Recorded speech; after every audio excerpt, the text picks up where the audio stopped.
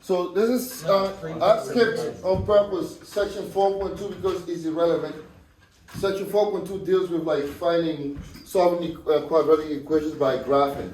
It's just not that great. So I was like, let's skip that. Let's go straight to 4.3 where we actually going to learn how to solve equations by factoring, right? Now, remember I first mentioned the standard form of any quadratic equation. The standard form is always ax squared plus bx plus c. That's the standard, right? Now, suppose that I give you a quadratic equation and I want you to find the equation in its standard form. So how do you do that, right? So this is the way you do it. First, we need to find your zeros, right? The zeros of a quadratic equation is where the function crosses what axis, x or y? Wait, what? The zeros, x-axis, right?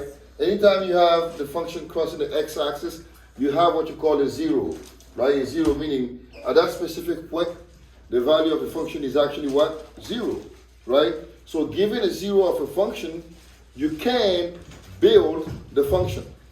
If I don't have the function per se, right? If I have this, but I do not have the actual function, how can I find the equation of the function given the graph? The zeros come in handy, right? Because if you have an equation, if you have a function and you want to find its equation, all you have to do is just use this, especially this is quadratic. Because any quadratic equation is always in the second degree, which means the highest exponent is x squared. So if I give you a function and I want you to build its equation, you're going to use this formula here. Really simple. I know you guys love formulas. So if you're a formula person, this is going to be handy, right? So, example. 1.1 says translate sentences into equations. So I want you to write a quadratic equation in the standard form with roots -1/3 and 6. The word roots, right? R-O-T-S and zeros are synonymous. It means the same thing. Same thing, right? So if I'm given the roots or the zeros, how do I find a function? I'm going to use this formula here, right? So in our case, we can call this one x1 and we can call this one x2. The only thing that I don't have is a, the value of a. Now, if I don't specify anything to you, you can use any values for a. You can use 1, 2, 3, 4, 5, 6, 7, 8, whatever number you want to use, right? Because I'm asking you to write a quadratic equation. I didn't say write the. I didn't specify a specific when I say a quadratic equation. That means the value of a is irrelevant. You can choose whatever value you want for a. Does that make sense? Right? So for this case, we're going to use a equals to 1, right? I'm going to make it easy. So now I'm going to, yeah.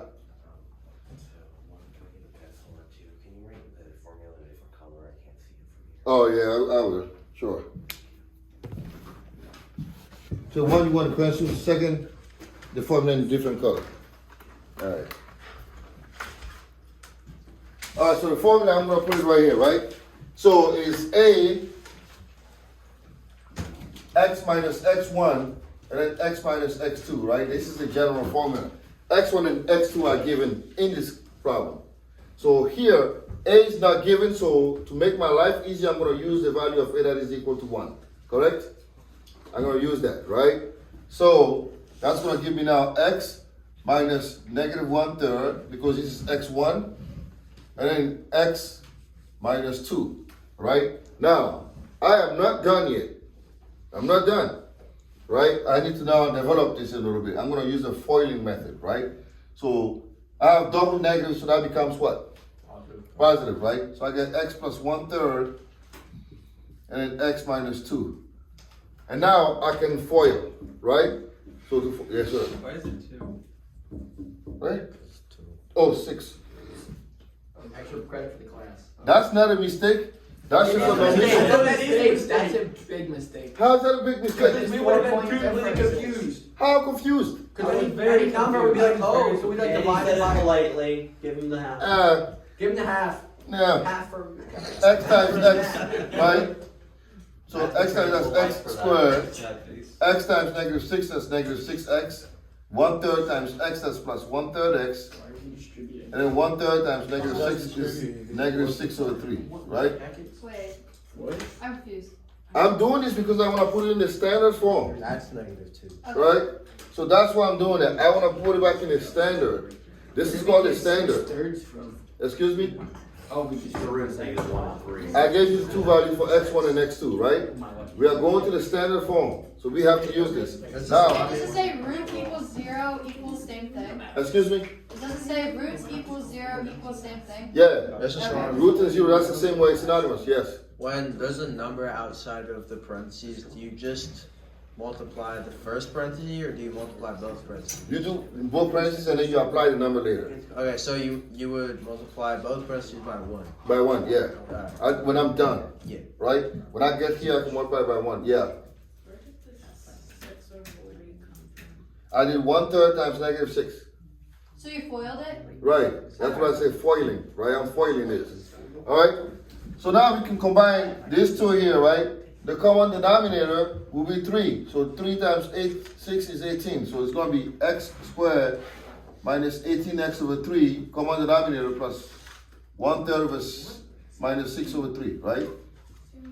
This is two fractions, I'm putting them together. I shouldn't hear no what here. This is like pre-algebra, algebra 1. When you make -6 over 3, -2. Yeah, and then I get x squared minus 17 over x. Oh my gosh. What's Three. the number after x Where'd you squared? get seven? Wait, Wait, that's, that's didn't you say 18? You said Yeah. 18. 12x? I'm combining like terms, But you're What's that adding number, though. right? So Something wouldn't over it be 3. 19? You're adding, What? it would be What's the 19. number? Wouldn't it be 19? That's negative 18 plus 1. Oh. Oh. You know, because I make mistake, y'all think I'm just a pile of mistake making individual. I don't know. I mean, I don't understand this, right? So this is the standard form, right? Now, if I don't want to have a fraction, what can I do? I can multiply everything by what? 3. 3, right? So I get 3x squared minus 17x minus 6. So I suggest you do this to get rid of fractions, right? Multiply everything by 3 to get rid of the fraction. So what we just did here was what? We were given the roots, and now we use those roots to find the quadratic equation in its standard form. Does that make sense? All right? What doesn't make sense? I got lost when we did the x squared minus 6x. I don't get it. Where x squared minus 6x. I'm just multiplying this times this. X times x is what? X squared, right? X times 6 is minus 6x. Negative 1/3 times x is 1/3 x. And then 1/3 times negative 6 is what? Negative 6 over 3. Right? Then I combine the like terms here. Here, this is 6x and this is 1 over 3, right? I want to find the common denominator, which is what? 3. That means I'm going to multiply this one by what? 3. So that I get negative 18x plus 1, that is negative 17x. And then 6 over 3 is 2. Right? And then here, you multiply everything by what? 3. 3. To get rid of the fraction. So we get 3x squared minus 17x minus 6. We good? Alright, now move on to the next thing. Now how do we solve an equation by factoring the GCF? We're going to solve a quadratic equation by factoring the GCF. What does GCF stand for? Okay, so you know, you're familiar with that, right? Good.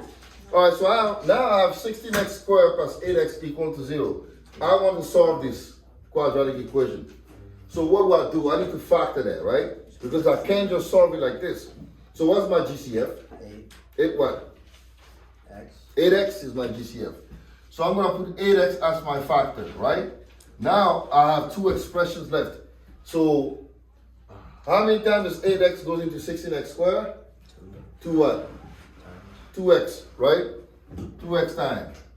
Because 8x times 2x is what? 16x squared, right? So my common factor here is 8x, right? Now I do the same thing here. How much does 8x goes into 8x? 1. So plus what? 1 equal to 0, right? So this is how you factor the GCF out of an expression. Our greatest common factor is 8x, right? 8x goes into 16x squared, 2x. Or if you want to ask yourself a question, 8x times what gives you 16x squared times 2x? Or 8x times what gives me 8x? 1. What's the real life example of this? We don't have any. Alright, so now I'm not done yet, right? Now, when I get to this point, I still need to solve for x. That means I need to set each of these expressions equal to what? 0 separately, right? Because if this product gives me 0, that means either one of these is equal to 0. So I'm going to go 8x is equal to 0, or 2x plus 1 is equal to 0, and then solve for x. Now, I'm going to divide this guy by 8. I get x is equal to 0. And then here, I'm just going to solve it straight up, right? Subtract the 1. I get 2x equals negative 1. And then divided by 2, it gives me x equals to negative 1 over 2, right? So I have two solutions to this problem, 0 and negative 1 over 2. Now, I wanted to jump into perfect squares and differences of squares, but I think I want to pause here for a second, spend a quality time on these two sections, and then go to this tomorrow. Deal? Yeah. All right, yeah. Why can't we just like simple? All right, so we're doing part 2 of this section, right? Yesterday we stopped at perfect squares, and I did talk about it, but I want to do it again because it's better. I felt like a lot of you guys were probably just not even paying attention. So I want to do it again. So we talked about how to solve equations. We used one method yesterday. Remember? I don't remember. You remember? It was the X squared plus b squared. factoring. GCF, right? The GCF stuff that we used yesterday. Okay, now we're going to talk about perfect squares, right? So now if I have something like this, x squared plus 16x plus 64, we're going to use what we call the perfect square to solve it, right? Now, this is one of those identities. This is called an identity. This is always true, right? A squared plus 2ab plus b squared is equal to a squared. These two are equal, right?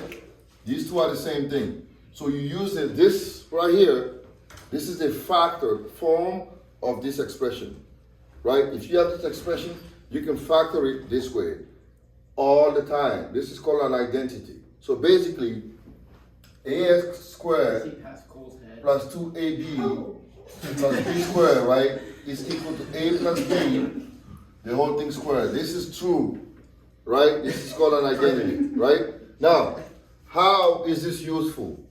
We're going to use this to factor this.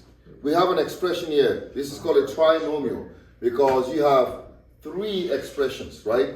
You have x squared, 16x, and 64.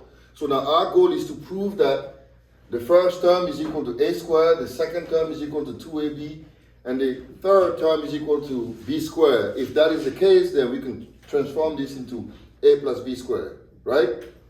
Now, first term is what? X squared. So we know that x squared is basically x, the whole thing squared. So in other words, this is a squared, right? A, the whole thing squared. This is true. So it checks out. So we can check this off the bar, right? Second, we have this, the third term, 64. 64 is basically 8 squared, which is what? B squared. So that also checks out, right? And then number 3, we have 16x. So we want to make sure that 16x is equal to 2ab. So if you put 2 here, a, we already know is x, and b is 8. So therefore, 16, if you do 2 times x, you get 2x. 2x times 8 is 16x. So that also checks out. So since that's the case, then we can rewrite this expression. We can rewrite it as what? As x plus 8, the whole thing squared. All right? So you got to go through the steps. First step is you want to make sure that the first term is equal to a, the whole thing squared, which is true. Second term, 64 is 8 squared, that is b squared, that is true. And number 3, 16x is equal to 2ab. So if you do 2 times x times 8, you get 16x. Since that is true, we have an identity. All right? So therefore, we can factor this and get this right here. Enter. don't think The anybody's, door is open. I don't think anybody's outside. Oh. Mr. Greenside will take a test. All right, you can take it. Why Alright. open the door? All right. So now we can factor, right? You do. We can factor it. So we have x plus 8 squared. That gives you x plus 8 times x plus 8. We can solve it. We're going to set it equal to 0 and solve for x. We get x equals -8. Okay? All right. Now, there's another identity. The other one is this. A minus b squared is also equal to what? Is also equal to a squared minus 2ab plus b squared. So how do we use this to solve this equation, right?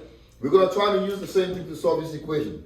I have 4x squared minus 12x plus 9, right? My goal is to transform this to look like this. So what I want to do first is I want to make sure all my steps are covered, right? I'm going to start with 4x squared. This is the first term, right? 4x squared can be written as what? 2x, the whole thing squared, right? Because 2x times 2x is 4x squared. So that checks out. This is a squared. That checks out. All right? Second, we want to look at the third term. It's 9. 9 can be written as what? 3 squared, right? So which is basically b squared, right? 9 can be written as 3 squared. That is right. Now 2ab, step 3, is 12x can be written as what? 2 times what? 2x times? No? 3, right? You always have to cheat, Together? right? This is A and this is B, right? So this also checks out. So all 3 check out. Hence, you can write this as what? As 2x, right? And then now, since it's minus 3, the whole thing squared equal to 0 because everything checks out. A squared checks out. B squared checks out. 2ab checked out. So we can write this expression as 2x minus 3 squared.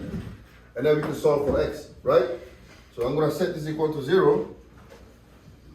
And I know that 2x is 3 and x is 3 over 2, right? This is called using the perfect square to solve this kind of problem. All right? All right. You guys like that? No. I'm sorry, you just have to do it, right? It's so confusing. How do you do all of that? So I'm going to do it again. Okay. All right? So let's do another example. Let me do another one.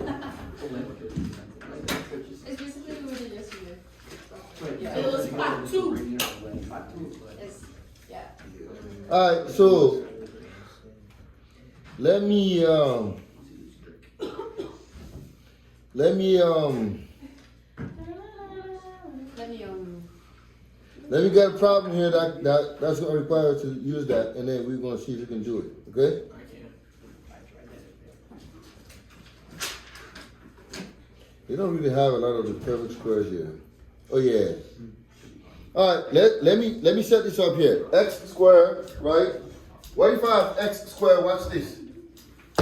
Plus 14x plus 49, and I want to solve for x, right? Now, the reason why, here's the problem. Yeah, that's what's up. So the reason why, right, we will use the perfect squares is because the leading coefficient here is more than 1, right?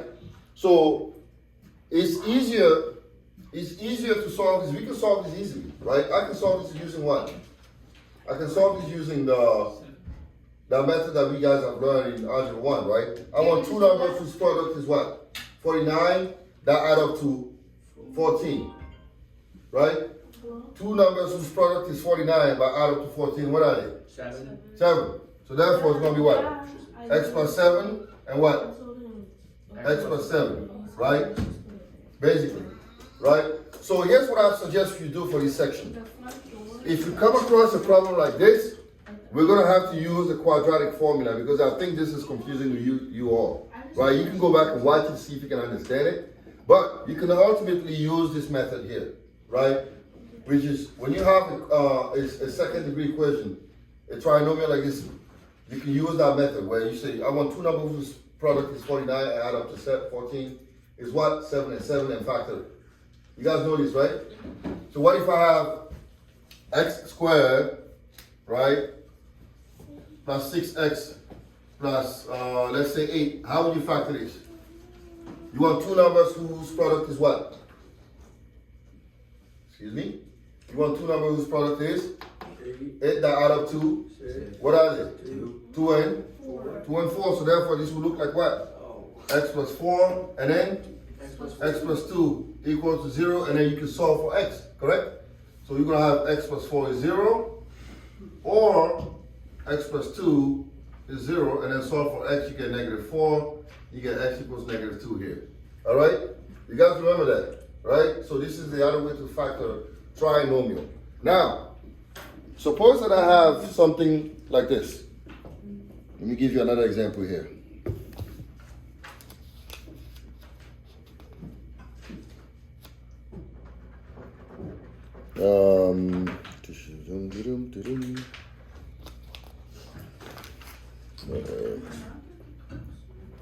If I have, this is probably going to be the easiest one you're going to meet or you're going to come across, right? This is called difference of squares. So what if I have, I'll see if you guys remember, x squared equals to 64, and I want to solve this. What do I do here? You just take square root of 64. Do you know about square root? Right? We can square root both sides, right? I'm going to square root this. I'm going to square root this because these are both perfect squares, right?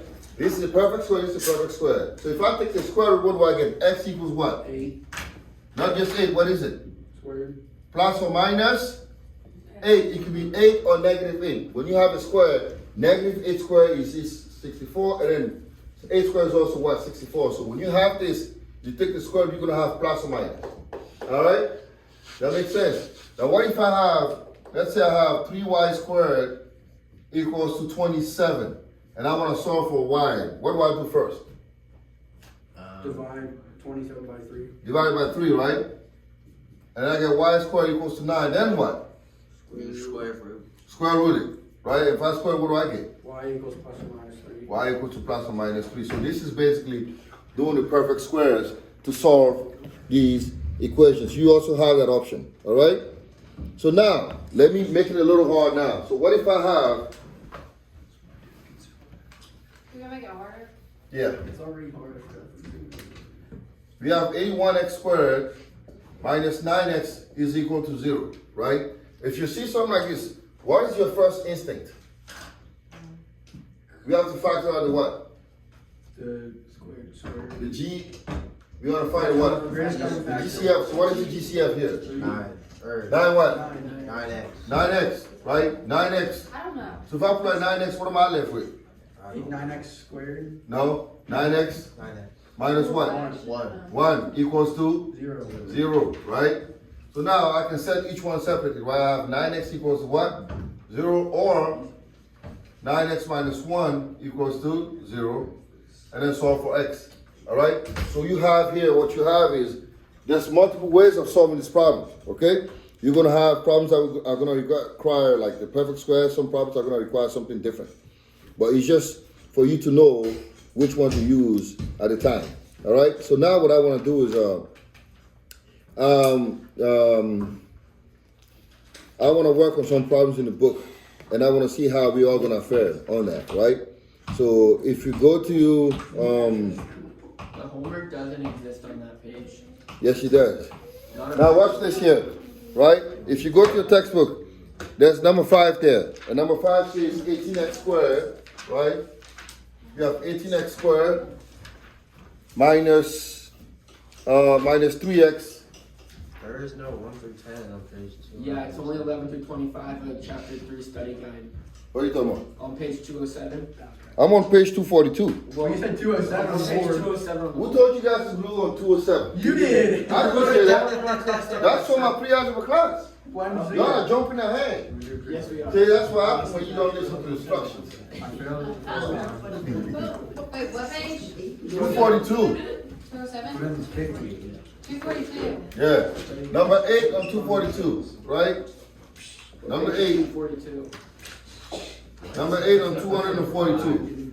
So now, listen to the instructions there. What are they asking us to do? Factor each polynomial. They want us to factor each polynomial, right?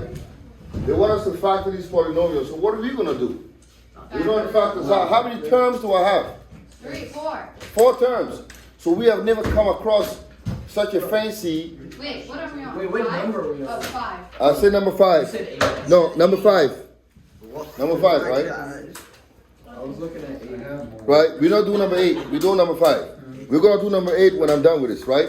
So let's say we have this polynomial. I'm getting happy. So it's a fancy It's one, 68 right? in here, no wonder why. Yeah. So it's 4 terms. How do you factor a 4 terms polynomial? Can you combine the two? You can simplify it, right? You can simplify, or better yet, Greater than 24. the key here is I this. like your shirt. Thank you. To recognize some patterns, right? Here's what I'll show you. You can simplify, but when you simplify, it might be more complicated. So the best way to do it is see if you can do it 2 by 2, right? See if you can factor these 2 by 2. We're gonna do this here. See, it's a GCF here and a GCF here. This is number 5, right? On what page? On page 242. If I look here, right? 18x squared minus 3x. What's my GCF between those 2 terms? Shake. What? These 2 here, what's my GCF? 400. Huh? I don't know. What's my greatest common factor? 18x. 3 what? 3. 3 what? 3x. If I put out 3x, what am I left with? 6. 6x minus what? 1. Now here, what's my GCF here? 4. 4. If I put out a 4, what am I left with? 6x 6x minus what? 1. Now watch. What do you see that is interesting here? The insides is the same. These are the same. This is our GCF. So now we have a common term, right? We can have a common term, so we can put that common term as a factor, right? So I'm going to have now 6x minus 1 times what? 3x plus 4. Right? So when you have a 4-term polynomial, what you're laughing at? Something is funny. Right? So that's how you do it here. Right? When you have 4 terms, you have to see if you can establish a relationship between 2 at a time. Right? Now we got this and that. We found out our common term was what? 6x 3x here, our GCF, and 6x minus 1, right? We find a common term, so therefore we can pull it out as a factor and then be done with like 3x plus 4. Does that make sense? Yeah. All right. Yes, you good, JD? All right. So let's do another one here. Now, I'm going to show you how to do another one here. That one is a little hard too. Won't it just come out to be the same thing? If you do it the other way, If you just do 6x minus 1 times 3x plus 4. no. Oh wait, do you put them to 0? Yeah, you put up to 0 and solve for x. All right, now look at this.